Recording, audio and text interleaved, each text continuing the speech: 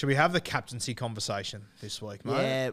Yeah, because people are either out of trades or, they might have one bloke locked into their sites. No one has sit v starts decisions this week. If you do, good luck to you. Yeah, yeah, you're the spy. So captaincy's the big one. So let's do it. Now, I just had a look at the NRL.com website, and there's a banner at the top, NRL Unleashed in Vegas, and it says, "You in?"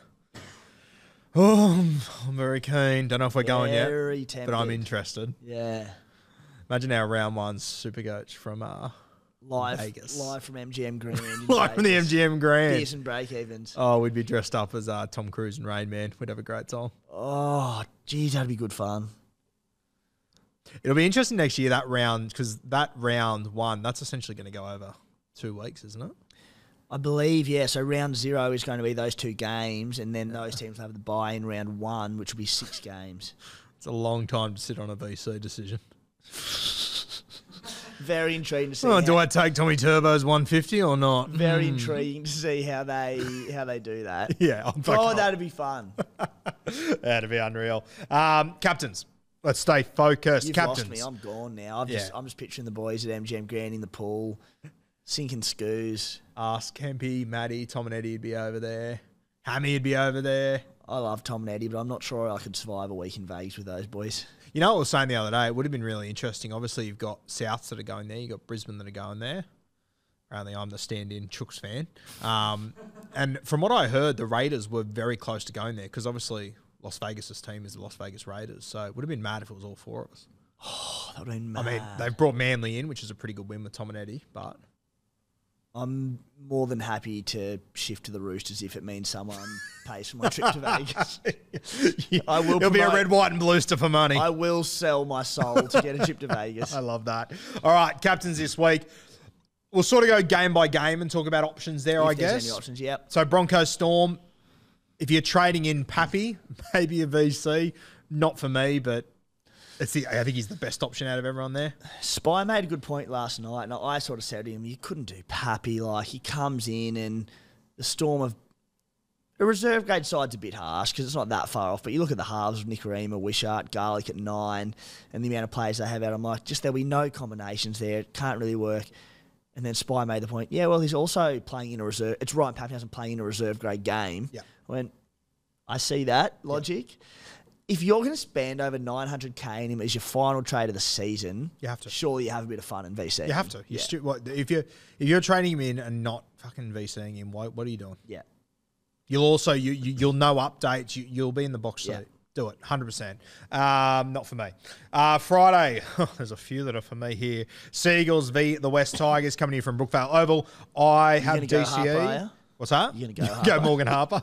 I got DC. I've got Kohler. I'm actually leaning towards a Kohler VC here. He's my little pod player. I think he's owned by a very low percentage of idiots. So I'm very, very tempted by him. I went to the Raiders game on Saturday night in Canberra, and I was driving back Sunday listening to this game on the radio, the Manly and the Bulldogs. I brought in DCE, and he had a really slow first half, and just all I heard, I knew you brought Kohler in, I heard Kohler this, Kohler that. Kohler just went, oh... Stop it. Fortunately, the DC stuff offset it a bit. The other thing that offset it in the most minute amount was that you were like the only owner of him out there, you and Matty Broom. Yeah. So, mate, at his ownership, holy shit, if he can go big for you. Yeah, he's very, very interesting. So, Kohler, he'll probably be my VC. Obviously, DCE, Goalkeeper is very appealing, but I've got another halfback that I think I want to captain later. Dolphins was... Do we say Voldemort's name here? Well put. He has been Voldemort. He's been our Voldemort, season, hasn't he? To his credit, he just keeps getting it done. Jermaine Osako. Yeah. What a season he's had. Yeah. 23 tries in a team, in a fucking first season of existence in a team not making the top 8 for a guy that wasn't in first grade last year. And to his credit, he doesn't just ton up when they go big or whatever. It's almost like the worse they go, he manages to get on the score as well. So credit to Jermaine Osako, and I mean, why not? Why not a VC at home? Final game of the season. Bennett, he'll get him up for it. He'll get him up. Yeah, it's still a very good Warriors team, but it's also a very just a lot of new combos though. Yeah, so Look, even if I had him, I probably wouldn't do it, but I can see why you'd be tempted. Yeah. You missed the Bunnies and Roosters also. I did too. Bunnies v Roosters, that's a Friday night game, not an overly important one, so you can understand why I skipped it. I've got Teddy, I've got Walker. Probably not guys I'm looking at realistically. Anyone else worth chucking up? Yeah, I mean, look, I've got the just memories of 2020 in my mind. Final round of the season, this exact same fixture, and Cody Walker broke the Supercoach record and scored 200. Do it. So there, Don't be a coward. No Latrell Mitchell. I did crunch the numbers, if I can find them here. It was Cody Walker without Latrell this season. Now, I don't have them exactly in front of me, but he averaged something about 67 in the 5 games without him. So I was like, yeah, so be it. I think Cody Walker can finish with a bang, but look, mate, I've just been so disappointed week in, week out with the Bunnies and all that inner turmoil that's coming out of the club and shit hitting the fan. I'm like, it's just getting louder. It's just getting worse. So it's not like they're coming in hot or there's just bad vibes coming out of the club. Yeah. And, you know, sometimes that can turn into a real siege mentality. Yeah. But I'm not feeling it here. So, yeah, I think he's a genuine vice-captaincy play because there's upside. If the Bunnies do turn up, they have to turn up. Couldn't be a bigger game. You know what? As I just said, like sometimes this stuff can turn into a siege mentality, but, geez, if you were coming in with a siege mentality, the one guy I'd want in my camp, Sam Burgess. Yeah. If I had to pick anyone, maybe ever, probably Sam Burgess. You'd probably play him in your 17 as well. Oh, God, how good would that be? Yeah. I'd buy him. So, look, I actually don't mind Cody Walker, but if you're doing it, has to be a VC. I wouldn't be seeing him because there could be a 40 in there. Yeah, I couldn't do it. Teddy doesn't tempt you a little bit? No, I prefer Kohler over Teddy. All right, let's have a look at the Panthers and the Cowboys. Obviously, Nath Cleary, very appealing here. I personally think the Panthers at home, they're playing everyone when they don't need to. I think they make a big statement here. And, you know, I saw something on Twitter yesterday, I think it was, that DCE had an interview in the morning about how he wanted his Kangaroos jersey back. And within an hour, Nathan Cleary changed his display picture to a picture of him in his Kangaroos kit. You're kidding. I fucking love that mentality. Yeah, he's a motherfucker, Nate. I reckon he goes nuts here. And you know what? Wow. I just know that after I had Nath Cleary in draft and the week I'm out, I know he's going to fucking kill it this week. Yeah. Just to kick me in the dick one last time. Well, look, Parramatta don't lose. It's Parramatta. Penrith don't lose 2 in a row. Yeah. They're going to go into the finals with momentum. So, mate, Cleary's the obvious one this week. I think as well, like being the last regular home game, if they win this, they'll know before this if they win this, if they get the minor premiership as well. I reckon they will decorate this as, you know, Critters farewell, and I reckon they'll be up for this one, Penrith. They'll be ready to go. They've also Luai's got to be good news for that right edge of Critter and Toto. I think so. Yeah, for sure. Yeah. Okay. Saturday 7:30. Got the Dragons Knights. No one jumps out to me here. Anything for you? Nah, God, no. Even like, Margie doesn't need KP by any means, but like, he'd be very capital if KP was playing, but he's not. So I just, yeah. Yeah, I'm happy to leave it. Titans. Also hard to captain a bloke that's not playing. Titans, Bulldogs, Sunday, 2 p.m. I'm going to bring in AJ Brimson, so he becomes appealing to me, but I think I would have already gone Kohler and Nath by that point. But I think him, if you're looking for a safe play, which I think is very cowardly at this point of the year, Tino, I think he should still do well. But I think this weekend, all things considered, you should be going for upside, which brings us to Fifi. Corey Waddell. Fafita. Pretty quiet last week against the Melbourne Storm, but the Melbourne Storm do what the Melbourne Storm do best, take away your best strike weapon.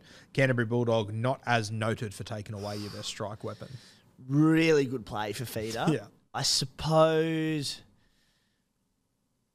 just being the final game of the season, like, does he definitely get his 80? I think I think those boys just let us play footy. They just play. Let's put a score on. Yeah, we've got rep games coming in 6 weeks of a spell. Let's just go. You have a look at, especially the way they finished the season last year. Tino played absurd minutes to finish last season. I reckon at home, especially in front of their home crowd against the Bulldogs, I reckon they're going to put on a score. The Bulldogs are in absolute fucking turmoil at the moment. I reckon the Titans win big, and I reckon they have fun and let loose. Fafita's probably going to be the ace up my sleeve in the clash with you, being later on in the round. If it doesn't pan out in my favour early on and I just need that Hail Mary, I might just save Fifi up my sleeve and hope he bags 3. If you're a draft player this weekend, this is the game I'd be targeting. I'd be fine. There's got to be Titans sitting on your waiver wire, whether it's your Jojo Fafitas of the world or whoever it might be. These are the guys that I would be trying to nab for this week. Last game of the week, Sharks, Raiders. The obvious one here is Nicho Hynes. How are you feeling about it? You've probably got a better grasp than anyone.